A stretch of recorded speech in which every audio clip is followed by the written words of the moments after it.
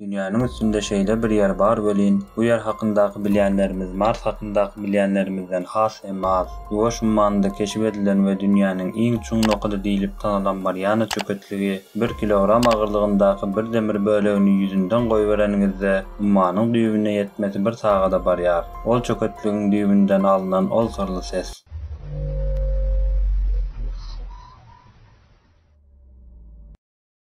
Ýyl 1875. 146 ýyl mundan öň Ýuwaş ummanynda bir bölek ilmi gözleg topary, ilmi barlyk işlerini geçirýärdi. Adyny Ispaniýa paşasy 4-nji Filippiniň aýaly Awstria şazenany Mariana'dan alan Mariana adalarynyň golaýyndaky ilmi gözleg gämilerinde ummana salynan agyrlykly bir halady düýbe goýberseler hem durma bilmeýär. Ta haladyň uzunlygy gutarana çenди 4475 metrde durdular. Bu çöketligiň çuňluguna ilmi gözleg toparyndakylar gat haýrandylar. Emma bilinmeýän bir hakykat bilen garşydylar. Çünki çöketlik çaklanylýandan has hem çuňdy. Ýokardan goýberilen bir demir böleginiň çöketligiň düýbüne baryp ýetmek üçin azyndan 1 sagat wagt gerekdi. Üstünde dowam etýän ýerler 2540 kilometr uzunlugynda we 65 kilometr giňişligindäki bir meýdany gaplayan bu yer ummanlarda täze açyljak dünýäniň iň çukur ýeridir. Bu çukur dünýäniň iň ulu nokady bolan Everestden hem has uludur. Hakynda dogry ýalňyş şeýle bir pikir ortaga atyldy welin, ýyllar boýunça bir näçe kitaba we çeper filmlere ilham çeşmesi bolmagy başardy. Çünki az soňra hem söz etjegim bu pikirler we käbir subutlanan ilmi hakykatlardan ýola çykyp size görüň bermekçi. Häli hem bu ummanyň düýbünde nämeler bardygyny bilmeýäris. Hatda ummanlar hakynda bilýänlerimiz, açyş etip bilýänlerimizden şeýle bir az welin, hatta Ay we Mars hakyndaky bilýänlerimiz ummanlarda açylmagyna garaşylýan sırlardan has hem köpdür. Ine bu hem dünýäniň iň täsinlerinden biri bolan Mariana çöketligini boldukça täsin bir hala getirýär. Güneş ışıklarynyň diňe belli bir nokadyna çenli baryp bilen çöketlik gapgara tümlük bolmagyna garamazdan ol ýerde her hili jandarlar ýaşaýar. Mariana çöketligi tüýler diken etýän çuňlugynyň keşif edilmeginiň ardyndan başga da kyn bir adım galýardy. Ol hem çöketligiň düýbüne gidiljek bolýan 11 kilometrlik insanly bir ýolculuk. Hiç kimiň näme bilen garşy geljeginden habarlar ýokdy.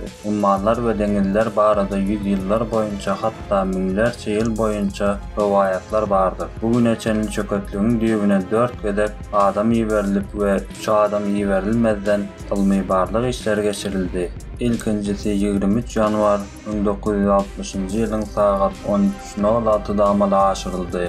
Gözlegçiler John Wallace ve Jacques Piccard Amerikan deňiz flotuna degişdi. İtalyan ulagy bilen ýakynlaşyp 4 sagat çeken gorkudan dogry syýahatyň soňunda Mariana çöketliginiň düýbüne ýetmegi başardylar. Munyň üstünden 36 ýyl geçençe hiç bir ulag çöketligiň düýbüne syýahat etmedi. Ta 1996 we 2009-njy ýyllarynda edilen barlyklara çenli. Emma bu safar Mariana çöketligiň düýbüne gidenler insansyz suw asty ulaglardy.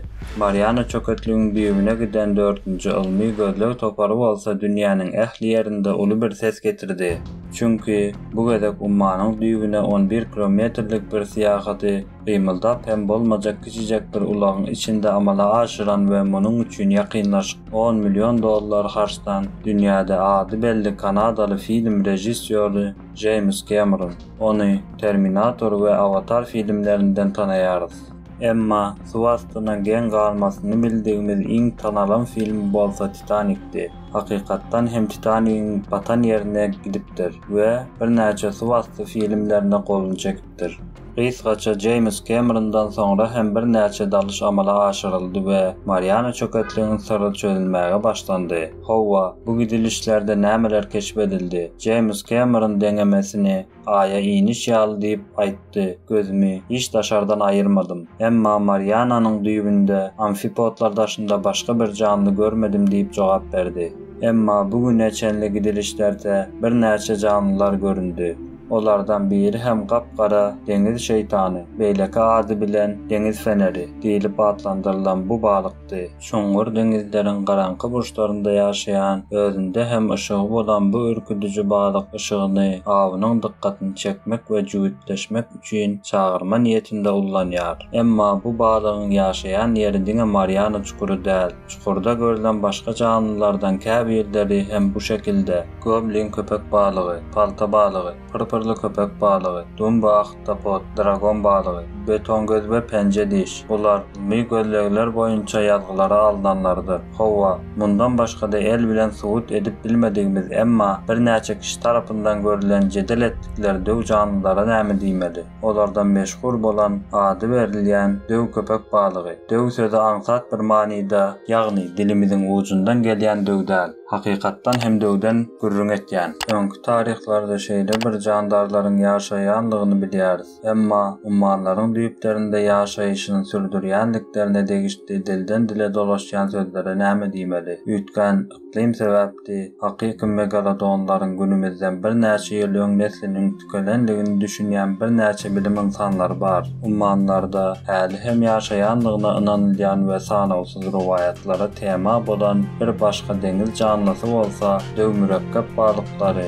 öňkü denizçiler we garakçylar tarapyndan dile getirilýän we bardygyna inanylýan, hatda bir näçe gedek subut edilen bu deniz canlysy 30 metrlik uzunlygynda bolup bu gämileri hem batyryp bilýärdi. Günümizde heniz olar bilen garşylaşmasak da bir näçe kişiä göre olar hem megalodonlar ýaly azaçyk bir bölegi keşfedilipdir we garaňky ummanlaryň düýbünde gizlenmäge dowam etýärler. Kulaga ýalan ýaly gelse hem käbir insanlara göre bu howply canlylaryň barlygyny çaklaýarlar. Şeýle ýa-da beýle ummanyň iň düýbi bolan bu Mariana çukuru adyndan has hem uzun ýyllar boýunça söz etdirjege meňzeýär. 21 oktyabr 2013 ýylynda Mariana çukurunda ýaşanan fajigaly waka bolsa gynanmagymyza sebäp boldy. Mariana çukurundan geçen bir türk sowda gemisinden gaçan 26 ýaşyndaky oglan Mariana çukurunda ýitirildi we mundan soň hiç ýyly tapylyp bilmedi. Mariana çukurundan dinlenilen bu sırly sese gelsek, 2014 ýylynda keşif edilen Mariana çukuruna ýerleşdirilen ses alyjy makinalaryň kömegi bilen dinlenilen sesler hemmeler hayran galdyrdy. Keşif edenler hem munyň dünýä daşy ses bolanlygyny çaklady. Üstünde uzun ýyllar işlenilenden soňra bu sesiň balina degişligi jedel edilmäge başlandy. Hawa, siz Mariana çukuru hakynda nämeler düşünýäňiz? Gelecekde mümkinçiligiňiz bolsa ýalňyz başyňyza şeýle bir dar makinanyň içinde ummanyň 11 kilometrlik düýbüne gorkusuz ýolculuk edip bilerdiňizmi? Dostlar, bugünkü videomyzyň hem soňuna geldik. Video hakynda görüşlerinizi ýazmagy we kanalyma agza bolmagy unutmaň.